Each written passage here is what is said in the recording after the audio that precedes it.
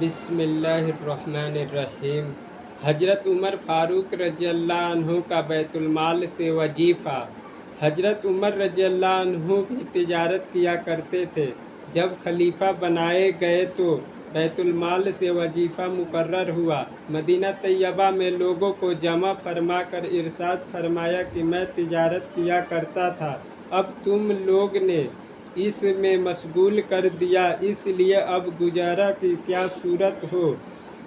لوگوں نے مختلف مقدار تجویز کیے۔ حضرت علی کرم اللہ وجہہ چوپ بیٹھے تھے۔ حضرت عمر رضی اللہ عنہ دریافت فرمایا کہ تمہاری کیا رائے ہے؟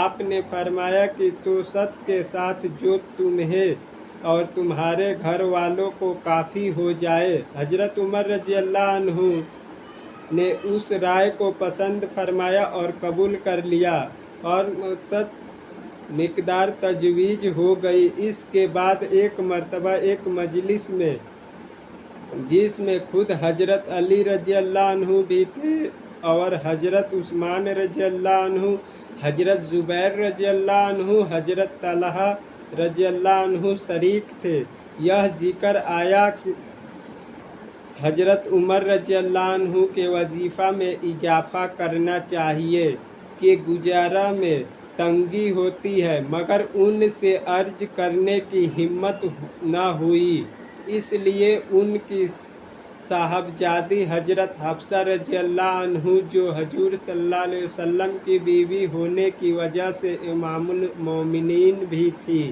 ان کی خدمت میں یہ حضرات تشریف لے گئے اور ان کے ذریعے سے حضرت عمر رضی اللہ عنہ کی اجازت اور رائے معلوم کرنے کی کوشش کی، اور ساتھ ہی یہ بھی کہہ دیا کہ ہم لوگوں کے نام معلوم نہ ہو۔ حضرت حفصہ رضی اللہ عنہ نے جب حضرت عمر رضی اللہ عنہ سے اس کا تذکرہ کیا تو چہرے پر غصہ کے آثار ظاہر ہوئے۔ حضرت عمر رضی اللہ عنہ نے نام دریافت کیے۔ حضرت حفصہ رضی اللہ عنہ نے عرض کیا کہ پہلے آپ کی رائے معلوم ہو جائے۔ حضرت عمر رضی اللہ عنہ نے فرمایا کہ مجھے ان کے نام معلوم ہو جاتے تو ان کے چہرے بدل دیتا، یعنی ایسی سخت سزائیں دیتا کہ منہ پر نشان پڑ جاتے۔ تو ہی بتا کہ حضور صلی اللہ علیہ وسلم کا عمدہ سے عمدہ لباس تیرے گھر میں کیا تھا؟ انہوں نے عرض کیا کہ 2 کپڑے گروی رنگ کے، جن کو حضور صلی اللہ علیہ وسلم جمعے کے دن یا کسی وفد کی وجہ سے پہنتے۔ پھر فرمایا کہ کون سا کھانا تیرے یہاں عمدہ سے عمدہ کھایا؟ عرض کیا کہ ہمارا کھانا جو کی روٹی تھی، ہم نے گرم گرم روٹی پر گھی کے ڈبہ کی تلچھٹ الٹ کر اس کو ایک مرتبہ چوڑا دیا تو حضور صلی اللہ علیہ وسلم خود بھی اس کو مزے لے کر نوش فرما رہے تھے اور دوسروں کو بھی کھلاتے تھے۔ فرمایا کون سا بستر عمدہ ہوتا تھا جو تیرے یہاں بچھاتے تھے؟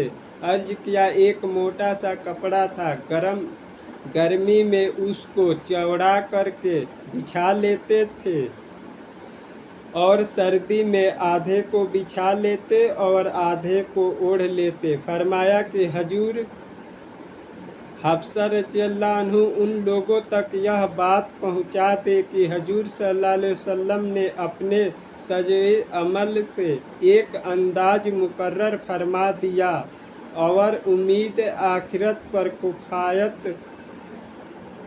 کفایت فرمائی۔ میں بھی حضور صلی اللہ علیہ وسلم کا اتباع کروں گا۔ میری مثال اور میرے 2 ساتھی حضور صلی اللہ علیہ وسلم اور حضرت ابوبکر صدیق رضی اللہ عنہ کی مثال ان 3 شخص کی سی ہے جو ایک راستہ پر چلے۔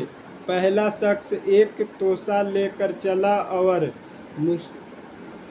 اور مقصد کو پہنچ گیا، दूसरे ने भी पहले का इत्तबा किया और उसी के तरीका पर चला, वह भी पहले के पास पहुंच गया। फिर तीसरे शख्स ने चलना शुरू किया। अगर वह उन दोनों के तरीके पर चलेगा तो उनके साथ मिल जाएगा, और अगर उनके तरीका के खिलाफ चलेगा तो कभी भी उनके साथ नहीं मिल सकेगा। असर फ़ायदा, यह उस शख्स का हाल है जिससे दुनिया के बादशाह डरते थे, कांपते थे कि किस जाहिदाना जिंदगी के साथ उम्र गुजार दी।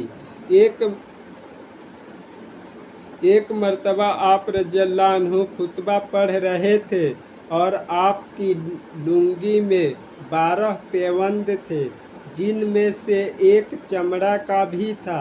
एक मर्तबा जुमा की नमाज के लिए तशरीफ़ लाने में देर हुई तो तशरीफ़ लाकर मजारत फरमाई कि मुझे अपने कपड़े धोने में देर हुई और उन कपड़ों के अलावा और थे नहीं। असर, एक मर्तबा हजरत उमर रज़ियल्लाहु अन्हु खाना नौश फरमा रहे थे। गुलाम ने आकर अर्ज किया कि उतबा बिन अबी फरकद हाजिर हुए हैं। आपने अंदर आने की इजाज़त फरमाई और खाने की तजवीज़ फरमाई। वह शरीक हो गए तो ऐसा मोटा खाना था कि निगला न गया। उन्होंने अर्ज किया कि छने हुए आटे का खाना भी तो हो सकता था। आप रज़ियल्लाहु अन्हु ने फरमाया कि क्या सब मुसलमान मैदा खा सकते हैं? अर्ज किया कि सब तो नहीं खा सकते। फरमाया कि अफसोस, तुम यह चाहते हो कि मैं अपनी सारी लज्जतें दुनिया ही में ख़त्म कर दूं। असल गैलता, इस किस्म के सैकड़ों हजारों नहीं बल्कि लाखों वाक़यात उन हजरात कराम के हैं। उनका इत्तबा न अब हो सकता है न हर शख्स को करना चाहिए कि कुव्वा ज़ईफ़ है, जिसकी वजह से तहम्मुल भी उनका उस ज़माना में दुश्वार है। जिसकी वजह से तहम्मुल भी इनका इस ज़माने में दुश्वार है। इसी वजह से इस ज़माना में मशाइख तसव्वुफ़ ऐसे मुजाहिदों की इजाज़त नहीं देते जिससे ज़ईफ़ पैदा हो कि कुव्वतें पहले ही से ज़ईफ़ है। उन हजरात को अल्लाह जल्ले शानहू ने कुव्वतें भी अता फरमाई थी। अलबत्ता यह ज़रूरी है कि इत्तबा की ख्वाहिश और तमन्ना ज़रूर रखना चाहिए कि इसकी वजह से आराम तलबी में कुछ कमी वाकई हो और निगाह कुछ तो नीची रहे और इस ज़माना के मुनासिब अत्तेदाल पैदा हो जाए कि हम लोग हर वक्त लज्जत दुनिया में बढ़ते जाते हैं और हर शख्स अपने से ज़्यादा माल व दौलत वाले की तरफ निगाह रखता है और उस हसरत में मर जाता है कि फला शख्स मुझसे ज़्यादा दुरुस्त है।